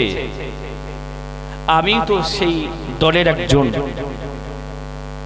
আজকে যদি আমি বা আমরা যদি কিছুই না দিতে পারি, ইসলাম শেষ হয়ে যাবে, ইসলাম বিলুপ্তি হয়ে যাবে। হে আমার প্রাণের প্রিয়তমা স্ত্রী, আমার যে দুটি হাত নাই, আমি রাসূলুল্লাহর কাছে কি বা দেব? তুমি এক কাজ করো, একটা বালতি দাও আর একটা রশি দাও। আমি মদিনার অলিতে গলিতে একটু ঘুরে আসি, কেউ কি একটু কোনো কাজ কি আমাকে দেবে? কেউ কি কোনো কাজ আমাকে দেবে? তার বিনিময়ে যে পারিশ্রমিক আমাকে দেবে, সেই পারিশ্রমিকটুকু আমি আমার নবী পাকের দরবারে তুলে দেব। ওই সাহাবী দুটি হাত নাই, নিজের বিবি একটা বালতি একটা রশি দিলেন, গলায় জড়িয়ে দিলেন। ওই সাহাবী মদিনার অলিতে গলিতে ঘুরতে শুরু করলেন। হাত তো নাই, কে কাজে নেবে, কি কাজ করবে? ঘুরতে ঘুরতে একটা ইহুদির দরওয়াজার পাশে চলে গেলেন। ইহুদি ভাইকে লক্ষ্য করে বললেন, হে আমার ইহুদি ভাই, আমি কাজের জন্য বার হয়েছি, কিন্তু কোনো কাজ পেলাম না। আমার যে দুটি হাত নাই, কেউ আমাকে কাজ দিচ্ছে না। আমি আপনার কাছে একটি কাজ চাইছি, আপনি দয়া করে আমাকে একটি কাজ দিন। ইহুদি বললেন, তুমি কি কাজ করবে? বলছে, তোমার তো কোনো হাত নাই, তুমি কি কাজ করবে? তখন ওই সাহাবী বললেন, আমি কুয়া থেকে পানি তুলব, এই কাজটুকু আপনি আমাকে দিন। এই কাজের বিনিময়ে যে পারিশ্রমিক দেবেন, আপনি খুশি হয়ে যা দেবেন, আমি সেটাকে গ্রহণ করব। নবী পাক সরকার দু আলম সাল্লাল্লাহু আলাইহি ওয়াসাল্লামের সাহাবী ওই ইহুদি ভাইকে বললেন, আপনি শুধু কষ্ট করে আমার এই বালতির রশিটি আমার কোমরে জড়িয়ে দিন। নবী পাকের ওই সাহাবী দু হাত নাই, বালতির রশিটি কোমরে এমন ভাবে ইহুদি ভাইয়ের কাছ থেকে জড়িয়ে নিলেন, কুয়ার ভিতরে বালতি ফেলে দিলেন। ইহুদি চলে গেল। নবীজি সরকার দু আলম সাল্লাল্লাহু আলাইহি ওয়াসাল্লাম ওই সাহাবীটি পেছিয়ে পেছিয়ে পেছিয়ে পেছিয়ে কষ্ট করে 3 বালতি পানি তুললেন। এক প্রকার তার শরীরের রশির পেচের কারণে রক্তে রঞ্জিত হয়ে পড়ল। এই কষ্টের বিনিময় ইহুদি তাকে কিছু খাজুর দিল।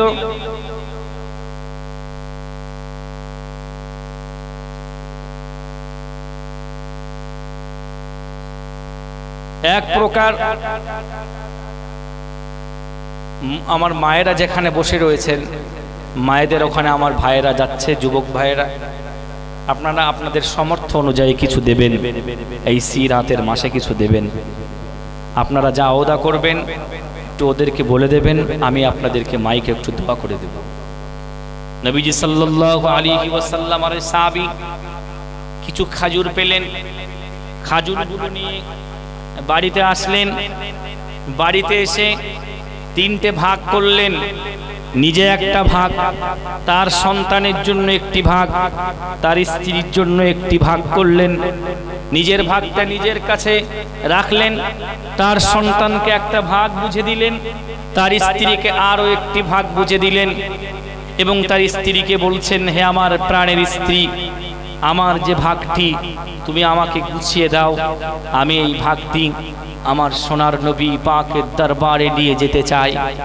তখনই স্ত্রী বললেন, কেন তুমি এই খাজুরের সামান্য অংশটুকু তুমি নবী পাকের দরবারে নিয়ে যাবে? সেদিন ওই সাহাবী বলেছিলেন, হে আমার প্রাণের প্রিয়তমা স্ত্রী, কিয়ামতের দিনে, মুসিবতের দিনে তোমার নবী পাকের ইসলাম প্রতিষ্ঠিত করার জন্য, তোমার নবী পাকের ইসলাম জিন্দা রাখার জন্য যারা অর্থ দিয়ে শরীক হয়েছে তাদেরকে আমার আল্লাহ একটা কাতারে রাখবেন। আমার যে দুটি হাত নাই, আল্লাহ যে আমার দুটি হাত দেয়নি, আমার কি কোনো সামর্থ্য নেই, আমি কি ওই কাতারে দাঁড়াতে পারবো না? তো আমি সারাটা দিন কষ্ট করে যে খাজুর পেয়েছি, আমার ভাগ আমাকে গুছিয়ে দাও। আমি কিয়ামতের দিনে ওই সাহাবী হুজুরদের, সাহাবী ভাইদের কাতারে দাঁড়াতে চাই, আর তোমাদের ভাগগুলি তোমরা নিয়ে যাও। তখন প্রাণের স্ত্রী বললেন, হে আমার প্রাণের স্বামী, কিয়ামতের দিনে আপনি ওই ভালো লাইনে দাঁড়াবেন আর আমাদেরকে খারাপ লাইনে দাঁড় করাবেন। আপনার খাজুরটা আপনি না খেয়ে নবীর ইসলামের জন্য নবী পাকের কাছে তুলে দেবেন, আর আমরা কি ওই খেজুরটা ভক্ষণ করব? না, আপনিও আমার খাজুরটাও নিয়ে যান। পাশে কালিজার টুকরা সন্তান দাঁড়িয়েছিল। আব্বা মায়ের কথোপকথন দেখে সন্তানও বলে উঠলেন, হে আমার জনম দুঃখী পিতা, হে আমার জনম দুঃখিনী মা, রাসূলুল্লাহ ইসলামের জন্য হাত পেতেছে, রাসূলুল্লাহ দ্বীনের জন্য হাত পেতেছে। হে আমার মা, আমার পিতা সারাদিন কষ্ট করে রক্ত ঝরিয়ে কিছু খাজুর আনলেন, নিজে না খেয়ে রাসূলুল্লাহর কাছে হাদিয়া করবেন এই নিয়ত করেছেন, তার সাথে আপনি সাই দিয়েছেন। আমি এই খাজুর খাবো না, আমার খাজুরটুকু আপনি আমার নবী পাকের কাছে পৌঁছে দিন, যাতে কিয়ামতের দিন ইসলাম প্রতিষ্ঠিত হয়েছে যাদের অবদানে, ওই লাইনে যেন আল্লাহ আমাদের দাঁড় করিয়ে দেন। তাই আমি আপনাদের কাছে বিনীত নিবেদন করব, নবী পাকের ইসলাম প্রতিষ্ঠিত হয়েছে অর্থের বিনিময়। আগামী বছর নবী দিবস প্রতিষ্ঠিত হবে এখানে। আপনারা সেই নবিয়ানা মাহফিলে সাহাবীরা রক্ত ঝরিয়ে সারাদিন না খেয়ে কিছু খাজুর রাসূলুল্লাহর কাছে উপহার তুলে দিয়েছিলেন। আমি আপনাদের কাছে বলবো, অন্তত 100 টাকা, 50 টাকা, আপনাদের সামর্থ্য অনুযায়ী 10 টাকা, যা আওদা করবেন, যা নিয়ত করেছেন, একটু দিয়ে যান। আল্লাহ পাক হয়তো আপনার এই দানটা কিয়ামতের দিন নাজাতের জরিয়া বানিয়ে দেবে।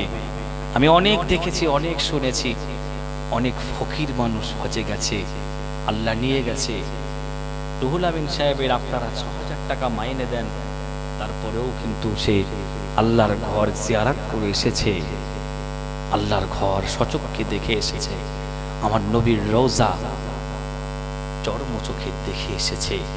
হয়তো আপনার দানের বিনিময় আল্লাহ জীবনে একটিবার হলেও আপনাকে মদিনা থেকে ঘুরিয়ে নিয়ে আসবেন। তাই আপনার কাছে যা আছে, যে অর্থ আছে, একটু বলে যান কে কত দেবেন।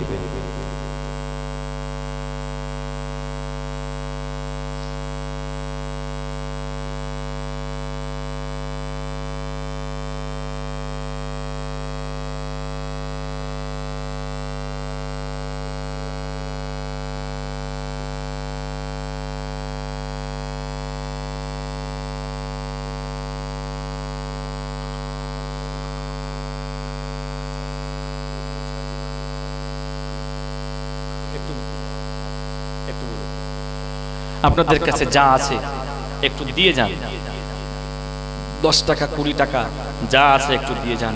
আমি দোয়া করব। দেখো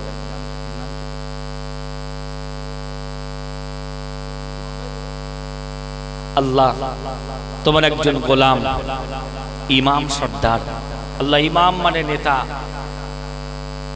আল্লাহ এই নেতার নামে কিয়ামতের দিন তুমি তোমার নবী পাকের শাফাত নসিব করে দিও। আল্লাহ আমার ভাইয়ের বংশধর যত মানুষ বিদায় নিয়েছে আল্লাহ তুমি তাদেরকে বিনা হিসাবে তোমার জয়ার জান্নাত নসিব করে দিও। একবার সবাই জোরে বলি আল্লাহুম্মা আমিন, একবার সবাই বলি আল্লাহুম্মা আমিন। আল্লাহুম্মা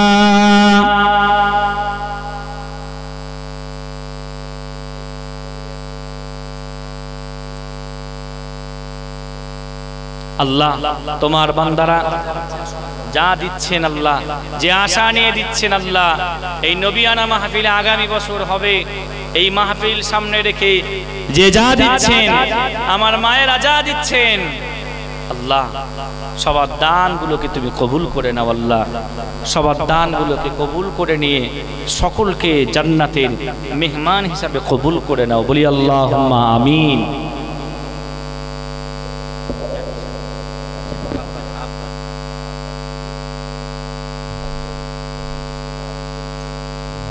রব্বুল আলামিন আল্লাহ তোমার বান্দারা তারা তাদের আব্বাকে হারিয়েছে, মাকে হারিয়েছে, কবরে জীবনে তারা চলে গেছে, আর কোনোদিন কিছু চাইবে না।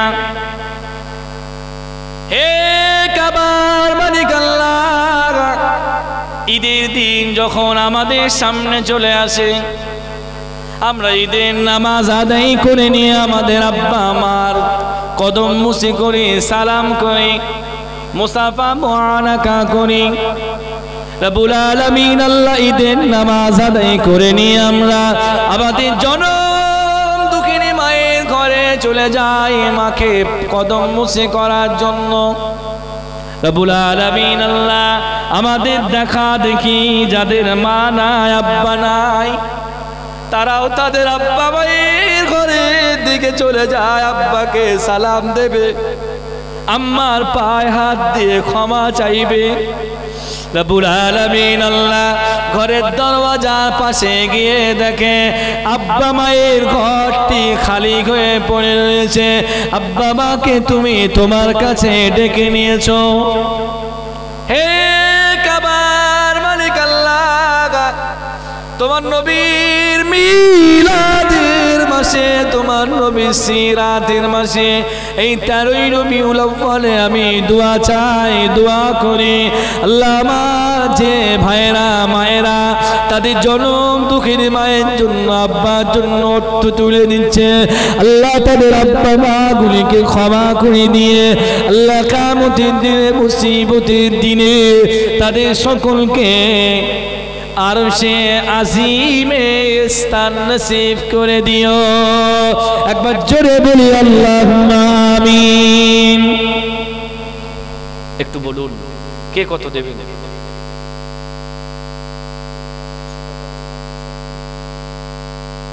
হে আল্লাহ, আমার এই মুয়াজ্জিন সাহেব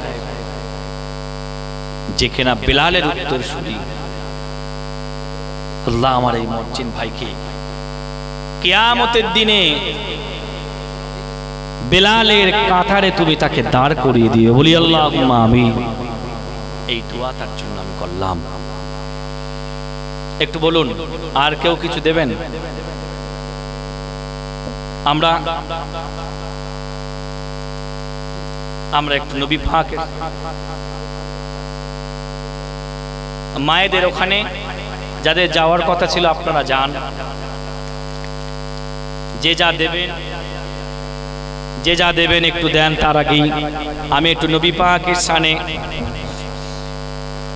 সালাতু সালাম পড়ি। তার আগে আমার এক ভাই 20 টাকা দিয়েছে, আল্লাহ তার দানকে কবুল করে নেন। সবাই একটু দেন। ইয়া নবী সালামুন,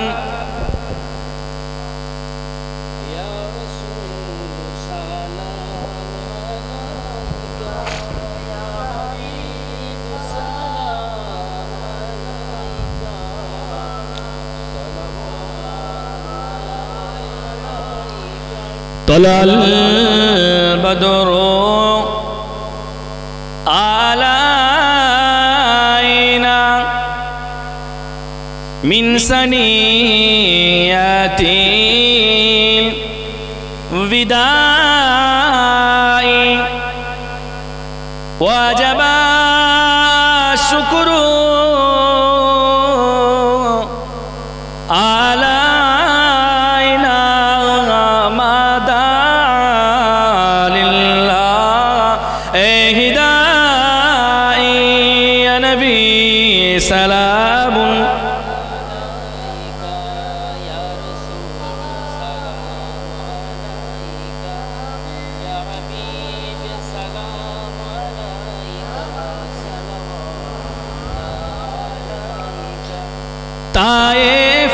তায়েফের দুষ্টু ও ছেলেরা তোমাকে পাগল ও বলিয়া মারিল পাথর ও ছুঁড়িয়া উঠিল আরশ কাঁপিয়া ইয়া নবী সালামুন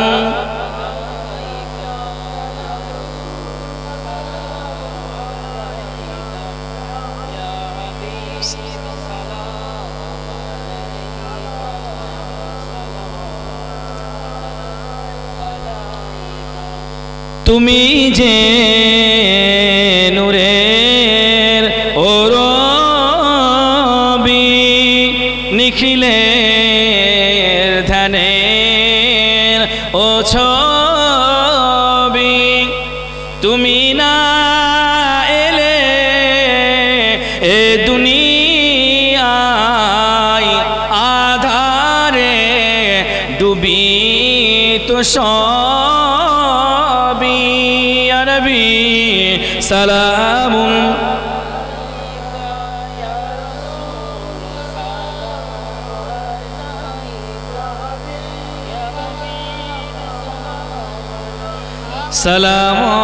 সালামাতুল্লাহ আলাইকা সবাই বসে পড়ুন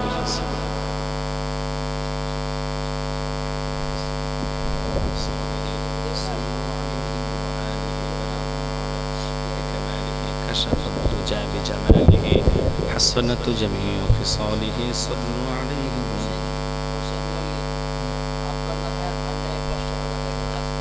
আল্লাহ তোমার নবী পাকের শানে সালাতু সালামের পরে এই আমাদের হোসাইন হোসেন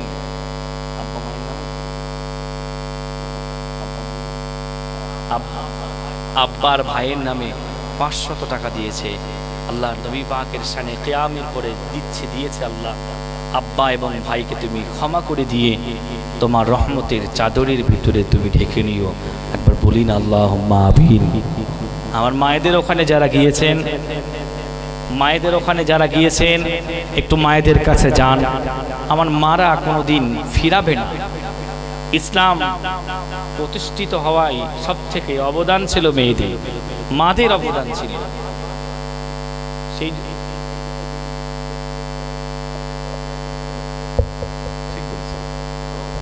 আচ্ছা পেছনে এই আমাদের মাহফিলে আমি একজনকে পাঠাচ্ছি 2 টাকা 1 টাকা 5 টাকা 10